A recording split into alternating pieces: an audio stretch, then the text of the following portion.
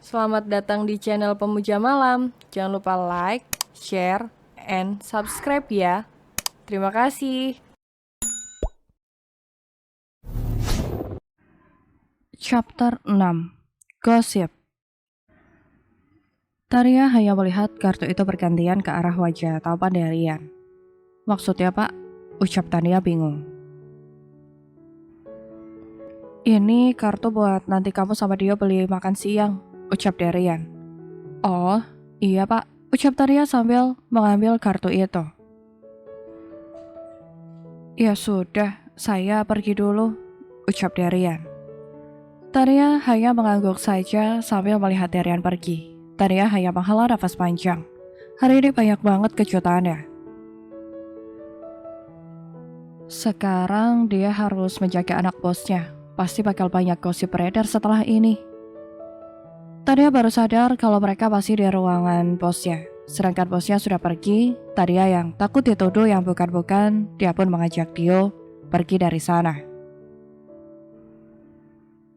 Dio, ayo ikut tante, ajak Taria. Kemana tante? Tanya Dio. Ke ruangan tante, nanti kita makan siang bareng, ucap Taria.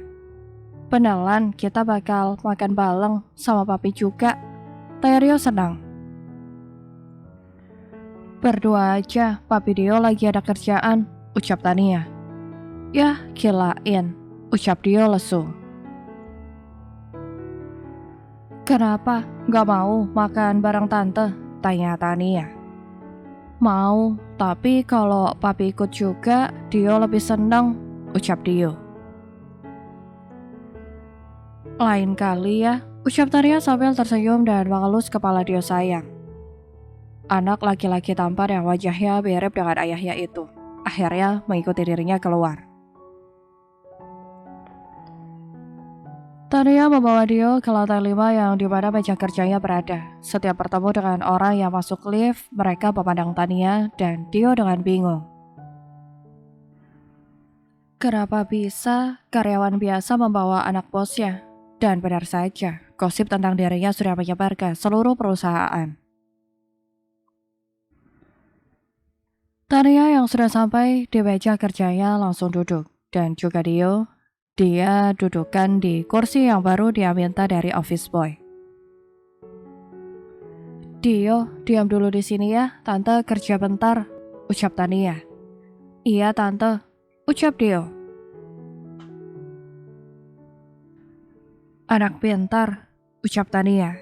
Dio yang anteng main dengan mainannya, sedangkan Tania sibuk mengerjakan pekerjaannya yang tertinggal gara-gara dipanggil oleh asisten pribadi bosnya. Baru saja Tania kembali kerja, kabin tempat kerjanya sudah diketuk oleh seseorang yang tak lain adalah sahabatnya, Ririn. Wih, nyatanya benar nih gosip yang beredar, ucap Ririn heboh. Gosip apaan? Ucap Tania, dia masih mengetik di atas keyboard komputernya. Kalau lo sama si bos punya hubungan, ucap Ririn.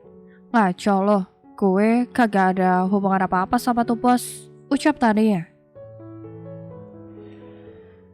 Ya elah, masih aja ngelak, itu buktinya, bocah ikut sama lo, ucap Ririn sambil melirik Dio yang anteng bermain. Taria yang jaga dengan omongan sahabatnya itu hanya menghela nafas panjang lalu berhenti mengetik. Lo kalau mau ganggu gue kerja mending pergi sono, kerjaan gue masih banyak, ucap Tania kesal. Biasa aja dong bu, kagak usah ngegas juga, ucap Ririn. Abisnya, lo ngomong ngaco bener, gue sama bapaknya tuh bocah kagak ada hubungan apa-apa. Bapaknya tuh minta tolong gue buat jaga ini di bocah, ucap Tania. Lah kan lo kerja di mari jadi karyawan, bukan babysitter, ucap Ririn. Tahu gue pusing, kerjaan gue masih banyak, mending lo minggat, entar makan siang kita lanjut ngobrolnya, ucap Tania. Oke deh, nanti gue tunggu di kantin, ucap Ririn yang ditanggapi anggukan kepala oleh Tania. Ririn pun pergi dari sana dan Tania kembali mengerjakan kerjaannya. Jam makan siang pun tiba. Setelah 1 jam Tania sibuk dengan mesin ketiknya. Saat dia melihat ke arah Dio, anak itu masih anteng dengan mainan barunya, yaitu pena dan kertas kosong.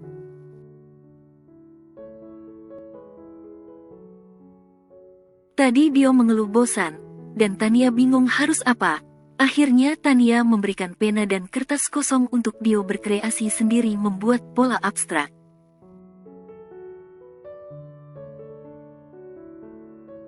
Dio, ayo kita makan, ucap Tania.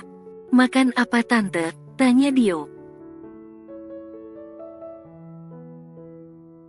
Dio mau makan apa? Tanya Tania sambil membersihkan tangan Dio yang terkena pena dengan tisu basah. Mau udang goreng, ucap Dio. Ya udah, ayo kita ke bawah, ucap Tania. Tania dan Dio pun berjalan menuju lift. Masih banyak orang yang memperhatikan mereka. Tania hanya diam tanpa menggubris mereka, bodoh amat. Setelah keluar dari lift, Tania yang menggandeng tangan kecil Dio, berjalan menuju kantin perusahaan. Untungnya perusahaan besar ini menyediakan menu beragam, jadi karyawan semakin betah kerja di sana.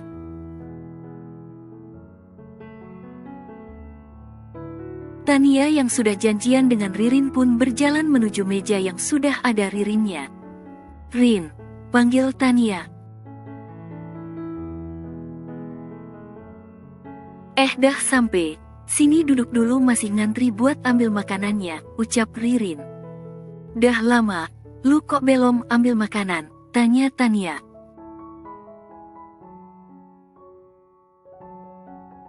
Baru sampai juga, ucap Ririn. Tania hanya beroh ria saja.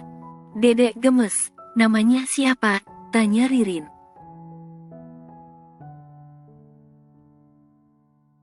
Dio, tante, ucap Dio gemas. Ah, ganteng banget, pengen culik bapaknya, ucap Ririn nyeleneh.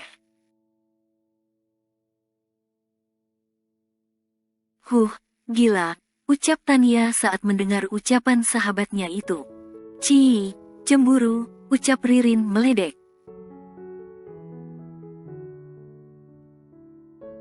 Siapa yang cemburu? Kagak ya, ucap Tania. Alah, Kang Bajai mah suka ngeles, hahaha, ucap Ririn sambil tertawa.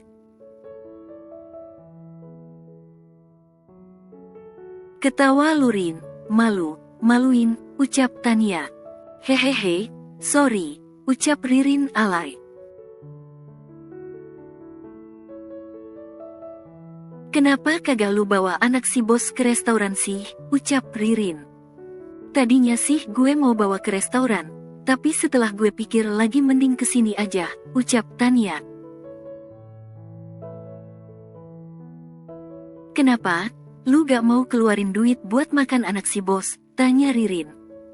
Bukan, tadi Pak Derian ngasih kartu debitnya, tapi gue kagak mau pakai, ucap Tania.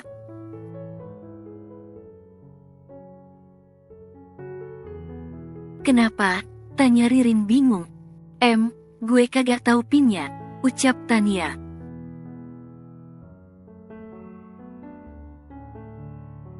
Si bos kagak ngasih tahu pinnya, ucap Ririn kaget. Kalau tahu, gue dah bawa nih anak makan di luar, ucap Tania.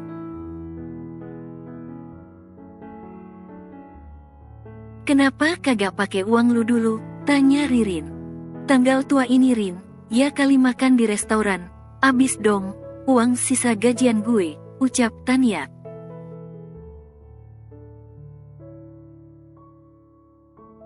Nasib ya masih status single, perawan, tapi tanggungan, kayak udah nikah aja, ucap Ririn. Ya begitulah hidup, ucap Tania.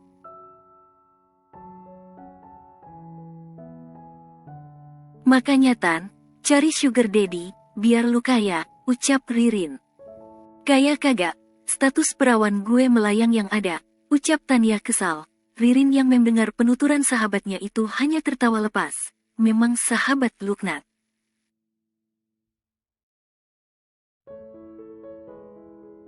Lu duluan Rin, ambil makanannya nanti giliran, ucap Tania. Wokeh, ucap Ririn.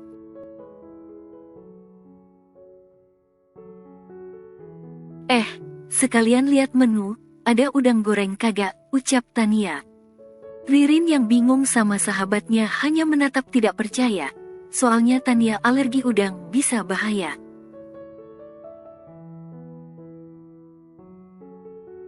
Lu ngelantur, tanya Ririn. Kenapa sih? Tanya Tania balik dia heran sahabatnya ini kenapa. Lu alergi udang Tania, ngapain nanyain menu udang segala, ucap Ririn. Bukan buat gue Rin, noh bocah mau makan udang goreng, ucap Tania.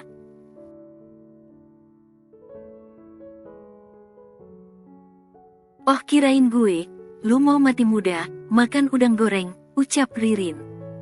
Ngomongnya Rin, pengen banget disumpal, ucap Tania.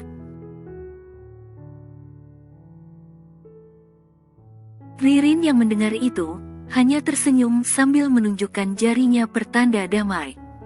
Ririn pun pergi menuju tempat pengambilan makanan, yang sudah tidak terlalu ramai untuk mengantri.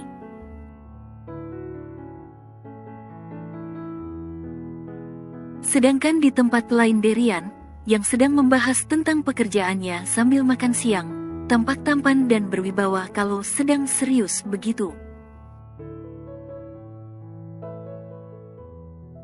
Duda satu ini memang luar biasa, pantas banyak yang mau menjadikan Derian menantu.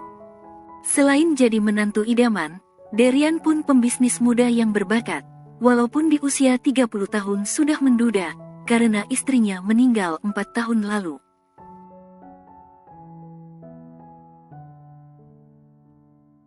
Gimana, Mer Makazuma, ucap Derian. Ya, saya setuju, ucap Mer Makazuma.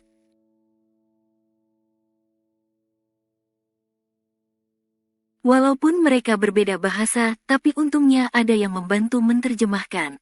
Rapat itu pun akhirnya selesai, dan dilanjutkan dengan makan siang bersama. Sesekali mereka membahas tentang pekerjaan. Setelah selesai makan, dan Mer Makazuma berpamitan, Derian memutuskan untuk kembali ke kantornya. Dia khawatir anaknya kenapa, padahal dirinya sendiri yang meminta orang lain untuk menjaga anaknya.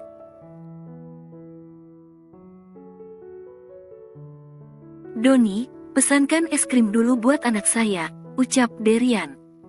Baik Pak, ucap Doni.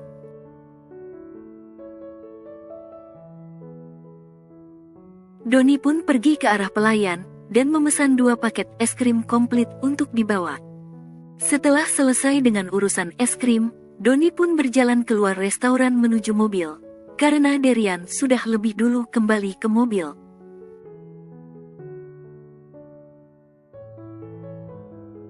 Hari ini saya akan langsung pulang setelah mengambil bio di kantor, ucap Derian. Baik Pak, ucap Doni. Mobil yang dikendarai oleh Doni pun meninggalkan area restoran menuju kantor. Memang tidak jauh dari kantor Derian, tapi tetap saja butuh waktu buat sampai. Setelah sampai, Derian pun langsung menuju kabin Tania, karena jam makan siang sudah berakhir, dan pastinya Tania sudah kembali dari makan siangnya, begitupun Bio.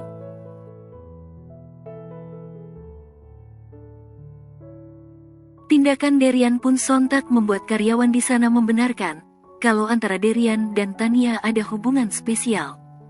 Tapi berhubung Derian orangnya jarang peka, jadi dia tidak menggubris desas-desus itu, toh tidak benar juga berita itu.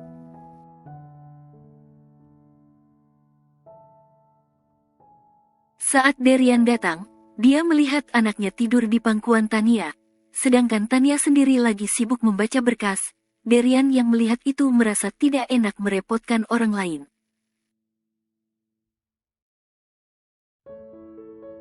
Tania, panggil Derian. Pak, ucap Tania kaget karena kedatangan Derian.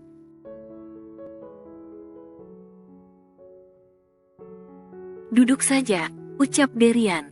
Baik Pak, ucap Tania. Maaf ya, merepotkan, ucap Derian. Tidak apa Pak, Dio anaknya baik, ucap Tania.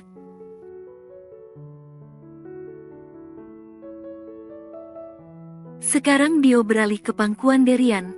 Kalau orang lain melihat, yang tidak tahu pasti mengiranya mereka keluarga kecil yang bahagia, tapi nyatanya tidak.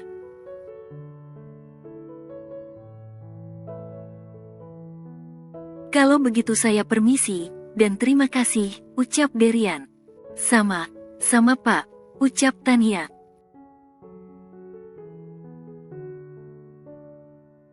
Derian dan Doni pun keluar dari ruangan itu, tinggallah Tania dan orang yang menyaksikan adegan romantis barusan.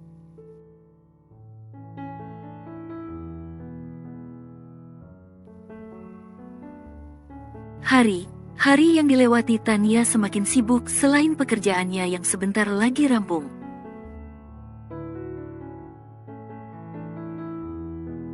Ternyata pekerjaannya ditambah lagi dengan mengurus anak bosnya, yang setiap ikut ke kantor selalu dia yang menemani.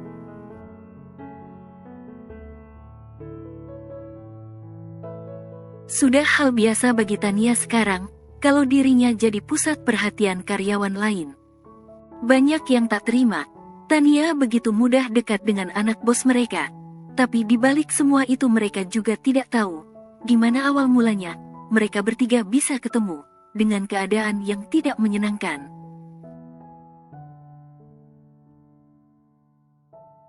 Tante, panggil Dio. Iya Dio, mau apa? Tanya Tania sambil fokus dengan komputernya.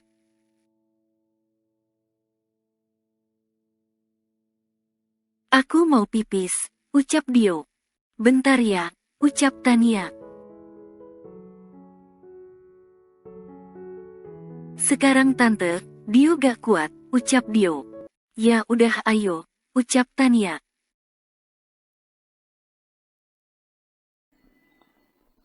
Bersambung.